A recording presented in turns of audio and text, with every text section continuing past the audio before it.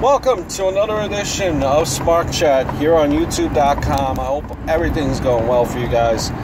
And, just shooting the shit here. And just want to give you my raw thoughts from December the 19th of 2016. And these thoughts are obviously no particular order whatsoever. First thing that comes up to mind, pops into mind, Raw. Nia Jax comes in to attack Sasha Banks. A few things on this. Again, a boss, near tears, and she's great at crying, great at being close to tears, but can she sell a leg injury off the top rope? Can she do a little bit better in selling that? As we've seen this past Raw, and she was attacked by Nia Jax, and Nia Jax, this is kind of the result of what happens when, as the rivalry between Sasha and Charlotte, you were focusing on that on Raw. Well, women wrestlers like Nia Jax and others were left off. That way Sasha and Charlotte could be on the forefront. What happens with that? It's all fine and dandy, but people forgot who Nia Jax was at Raw today. You barely heard a reaction at all. It doesn't help Nia Jax either. The fact that her entrance music sounds popish, sounds like something that you would hear at a club.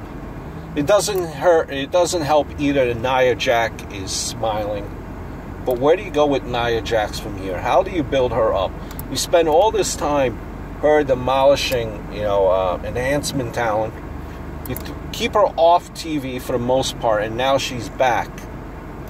And people forgot who Nia Jax is.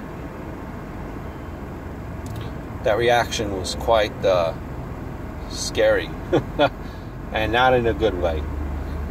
If you're a monster, you shouldn't be smiling, which is part of Nia Jax's problem as well. You never seen China back in the day smile. Braun Strowman, ladies and gentlemen, it looks like he hates Christmas. Destroying Christmas trees, destroying poor Sin Cara, just destroying everything in his path. Titus O'Neil. If you're the authority figure in Mick Foley, the Raw GM, how come you're not trying to stop Braun Strowman in his destruction? Why aren't you calling out security guards or something?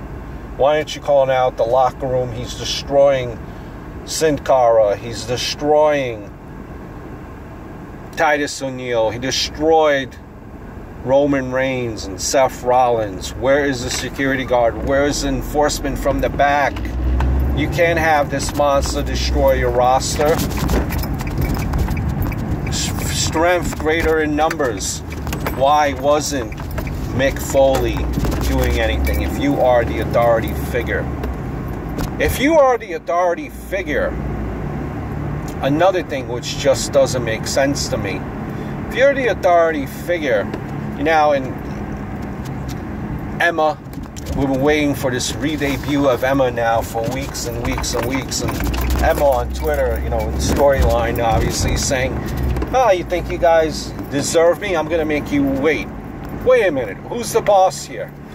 Ain't it Mick Foley? I'm tired of waiting for the debut of Emma. Just going back to Braun Strowman, when he was wreaking havoc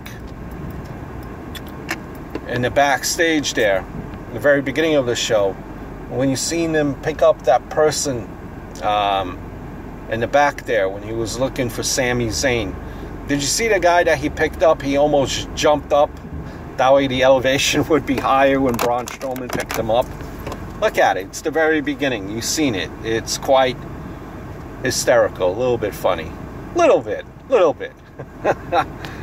The interaction, just going back to Mick Foley, the interaction with that opening segment of Mick Foley, Chris Jericho, Kevin Owens. I mean, guys, I'm happy that Mick Foley has lost this weight. It's good for him. It's good. With all the injuries that he had, make sure he stays healthy. It's good. So I'm glad that he lost weight. But when he lost weight, did for some reason he lose it?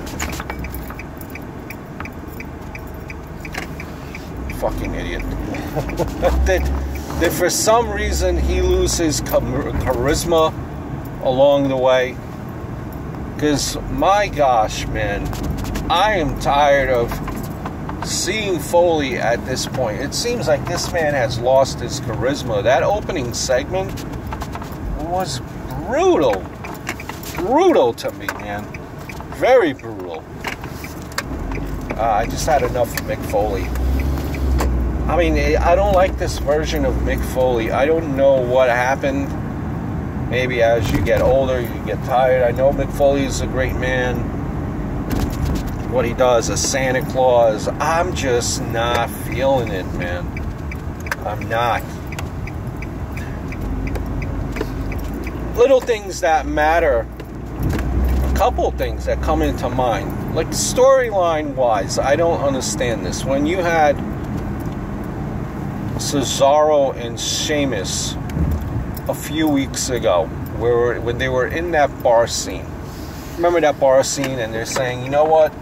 Even though we don't like each other, let's put our differences aside and let's kick ass together. Get the tag team championship. So, you know what happens is they win the tag team championship.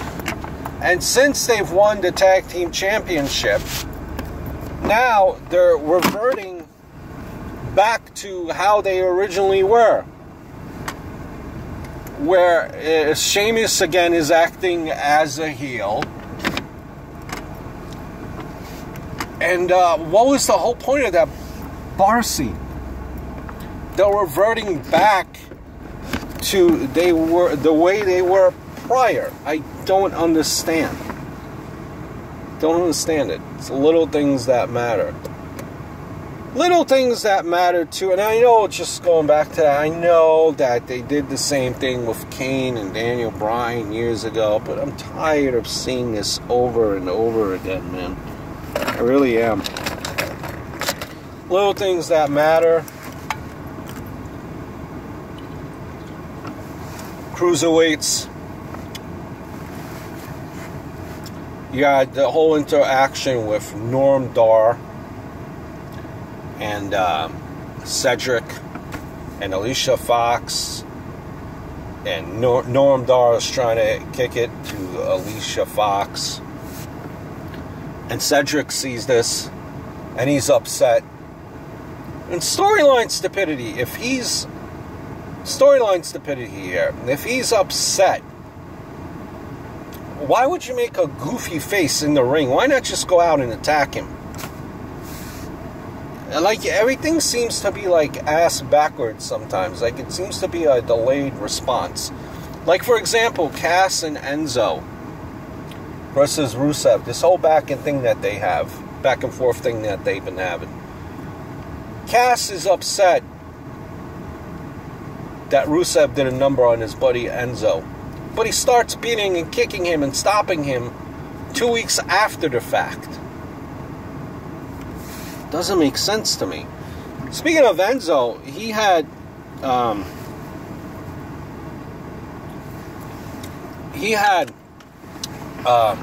sensitivity training. So he's seen what happened. Jinder Mahal, man, I like his. He's better now. I think WWE should give him a chance. This whole you can go with this whole anti-American thing. Jinder Mahal, I for whatever reason, part of me still thinks that he has a lot to offer. But Jinder Mahal teams up with Rusev, attacks Enzo in the back there. Okay, you see that segment. Enzo is being knocked around, being like has the crap kicked out of him by Rusev. Rusev then picks him up and holds him. That way Lana could slap him.